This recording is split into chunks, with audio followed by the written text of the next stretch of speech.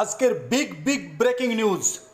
শুভেন্দু অধিকারীর আত্মসহায়ক চন্দ্রনাথ খুনে জড়িত তৃণমূলের হেভিওয়েট নেতা অদিতি মুন্সির স্বামী দেবরাজ চক্রবর্তী বিস্ফোরক অভিযোগ করলেন অর্জুন সিং। এই মুহূর্তের বিগ ব্রেকিং নিউজ।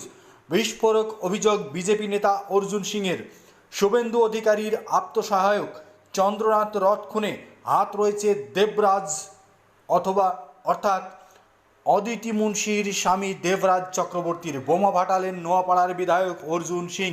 মুখ্যমন্ত্রী শুভেন্দু অধিকারীর প্রয়াত আত্মসহায়ক চন্দ্রনাথ রথের মৃত্যুর ঘটনায় তৃণমূলের শীর্ষ নেতৃত্বের ঘনিষ্ঠ নেতাদের সরাসরি কাঠগড়ায় তুললেন তিনি।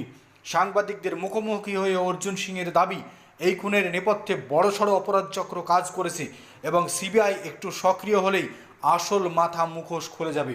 অর্জুন সিং এদিন অত্যন্ত কড়া ভাষায় আক্রমণ শানান তৃণমূলের যুবনেতা দেবরাজ এবং সুমিতের বিরুদ্ধে। তার স্পষ্ট অভিযোগ, শুভেন্দু অধিকারীর পিএ চন্দ্রনাথ রথের খুনের ঘটনায় দেবরাজের যুক্ত থাকার সম্ভাবনা প্রবল। আরও একটু ক্রিমিনালদের সঙ্গে যোগাযোগ রাখার পুরনো অভ্যাস আছে ওই দেবরাজের। ক্রিমিনালদের মাথা দেবরাজ, বিস্ফোরক মন্তব্য করেন অর্জুন সিং।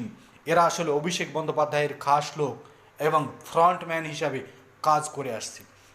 বিধায়ক অর্জুন সিংয়ের দাবি, তোলাবাজি থেকে শুরু করে অপরাধীদের নিয়ন্ত্রণ করা সমস্ত কিছু সামলাতো এই দেবরাজ এবং এই সৌমেন জুটি।